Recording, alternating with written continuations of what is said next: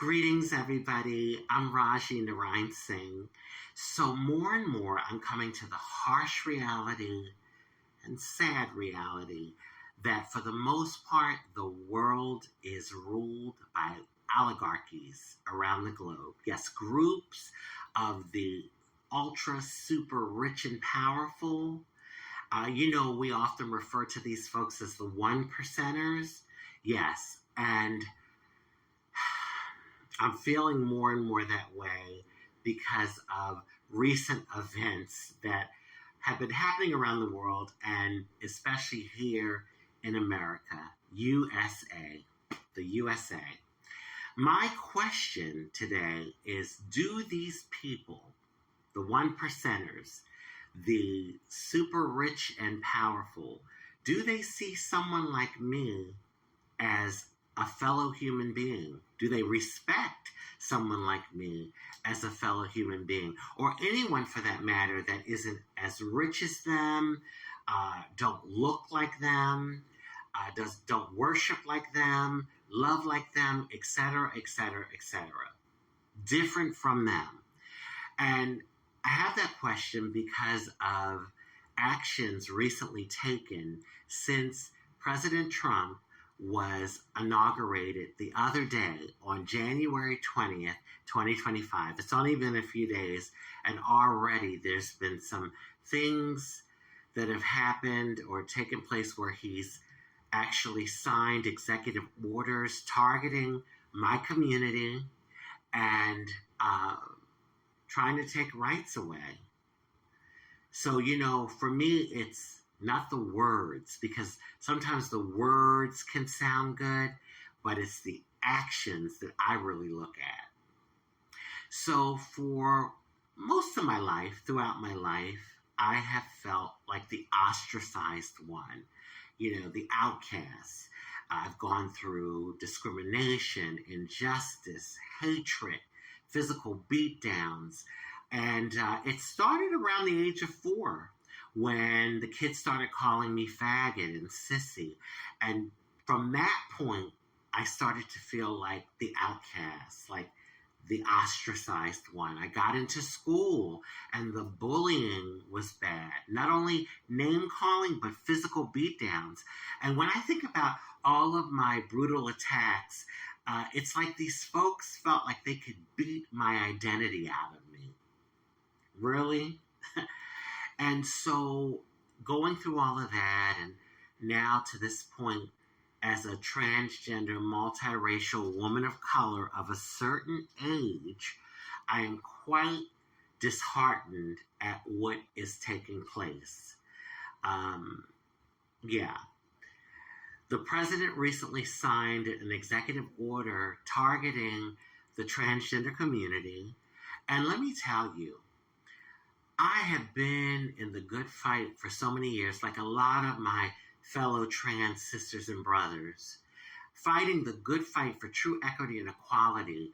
And I was so happy when I was seeing a momentum with the transgender civil rights movement. And we started to get some rights. To now see these folks, I'll call them, Trump and his cronies, want to take our rights away. And then as a person of color, listen, there's an intersectionality with me because not only am I transgender, I'm a person of color trying to maneuver through a world that is very misogynistic and racist, very binary when it comes to gender. Things are changing, but it's like this tug of war, 2 steps forward, 5 steps backwards. That's how I feel. And so what's really hurt me in regards to being someone of color, and I'm light-skinned. I'm a lighter-skinned person. So you can just imagine I've had it hard, what my darker-skinned sisters and brothers go through. So yes, what I'm very appalled about is that President Trump signed an order to discontinue DEI federal programs around the country. Diversity, equity, inclusion programs around the country. Now, the whole point as to why these programs were put into place is because of the hundreds of years of slavery that went on, about 100 years of Jim Crow that went on, and the white supremacy, even though a lot of it is evasive now, that continues to exist in this country, and for that matter, around the world. The white supremacy. So these programs were put into place so there would be somewhat of an equal playing field and give black and brown people a chance, and you take that away. Actions speak louder than words.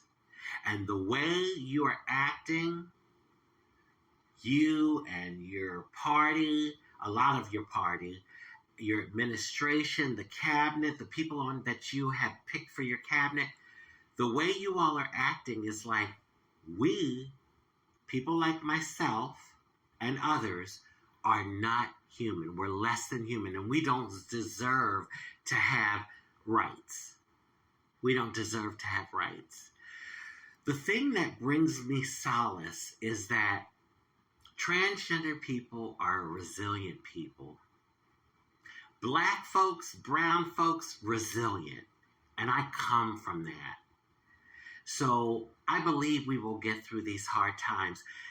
More than ever, this is the time for us to unite, to stay unified, and to keep up the good fight.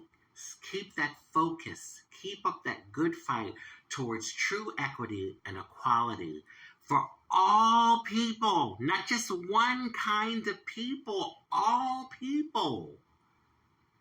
I can't understand why that is an issue. Like, everyone has a right to be here and is entitled to basic civil rights. So, yes, that gives me solace. And I'd like to say this to, the one percenters, the ultra rich and powerful that oftentimes walk around like they're untouchable. All the money and power in the world oftentimes can't stop illness from falling upon you, from coming upon you. Yes, heart attack, stroke, cancer. Steve Jobs is a perfect example of that. All the money he had could not save his life. So I want to say this in closing, especially to the rich and powerful, those one percenters, the oligarchies around the world. And it's a message that we can all receive, I think, and is beneficial.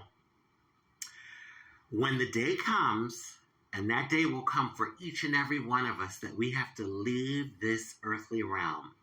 You cannot take your riches, all the money in the world. You can't take it, and you can't take your power. So keep that in mind.